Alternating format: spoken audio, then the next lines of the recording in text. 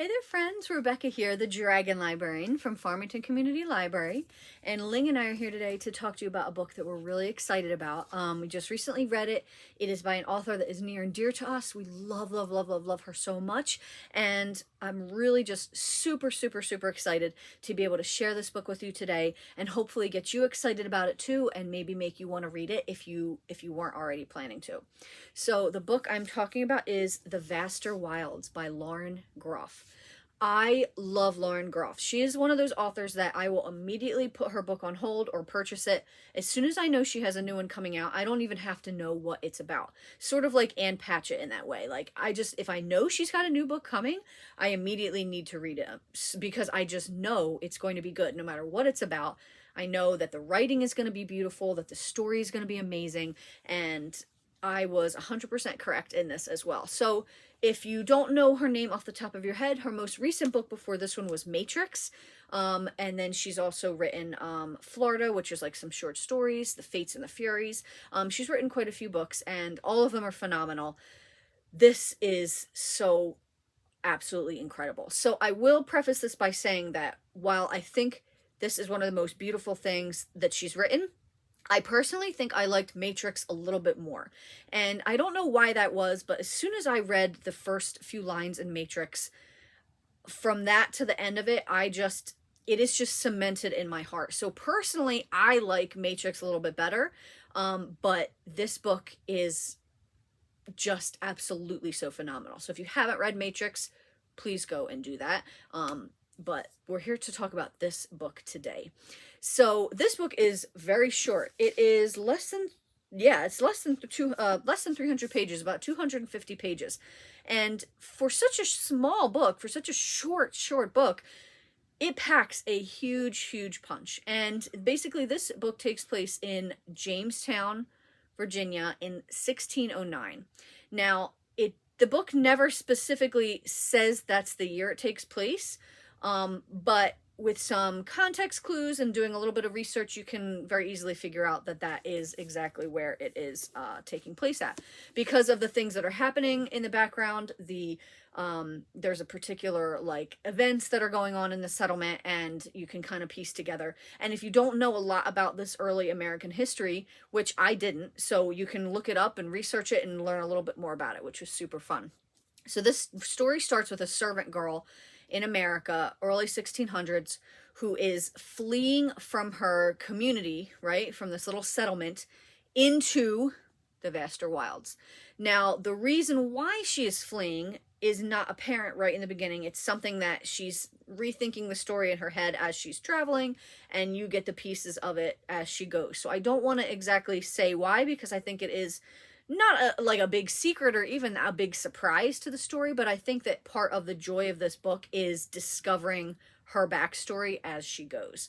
So we don't even know this character's name. She never gives us her name, and the reason for that is because she has been called a lot of different things throughout her life, because she was a foundling. Like, she never knew who her family was.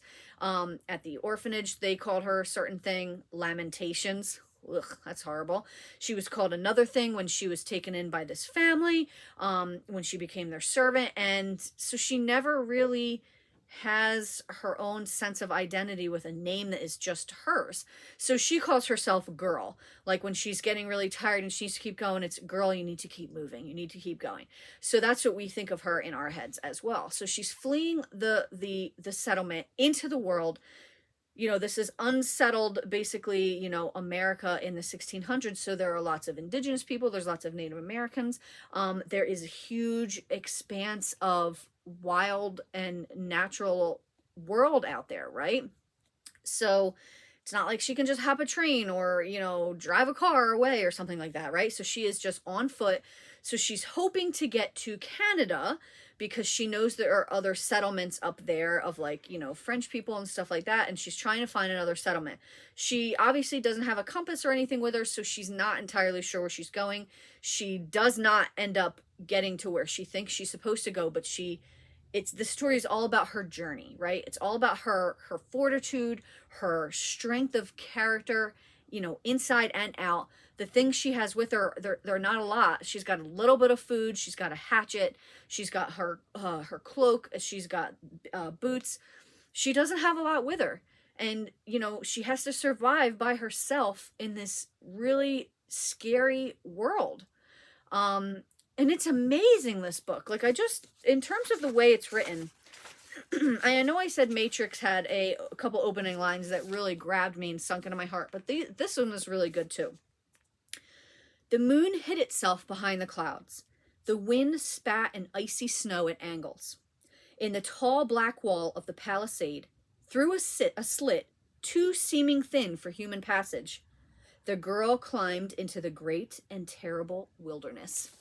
So I am not a big person on survival stories. Like, I am not really big on, like, people living in the wild and surviving. Like, I don't, like, that's great and I love it, but, like, it's just, those kind of stories are not normally for me. I'm not, like, you know, I did like Stray by, you know, or what was it? Wild by Cheryl Strayed. Yeah, I like that one a lot, but other than that, it's not particularly my favorite cup of tea when it comes to books, right? But this book, I could not put this down. I was so invested in this girl's story, so invested on all the different things she does in the wild to survive, the dangers she comes across, how she makes it. Like, she's just a young girl. Like, you don't even really know how old she is. She's probably in her late teens, maybe 18, 19, 20 years old.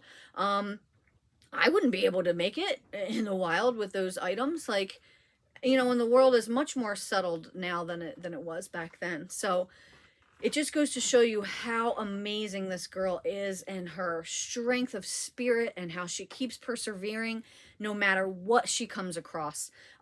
This is a very intense book, right? Obviously, she faces all these different things in the wild, but it's amazing. So, and I just really want to say and convey to you, even if you are not the type of person who enjoys stories like that, like survival stories or, you know, people pitted against nature, the elements or whatever, you will love this book. It is so beautifully written.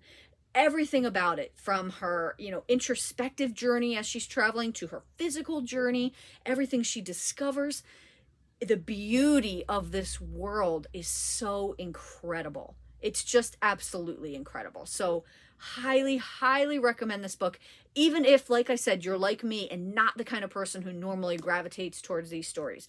She's an auto-buy author for me. She's an hold author for me. As soon as I know she's got a book coming out, I want to read it. When I learned that that's what it was about, I was like, all right, not my usual type of story, but I'm going to read it because it's Lauren Groff. And I'm so glad I did, because it is phenomenal.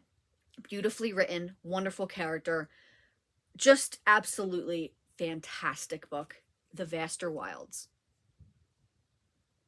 Well, that's what we've got for you guys today. I hope this book sounds really interesting to you. Even if you're the type of person who doesn't normally gravitate towards those kind of stories, you will love it. I promise. It's so, so good and beautifully written. We do have copies at Farmington Community Library, so please feel free to come in and put a hold on it, pick it up. And also, please give this video a like. Thank you so, so much for watching, friends, and have a wonderful, wonderful rest of the day.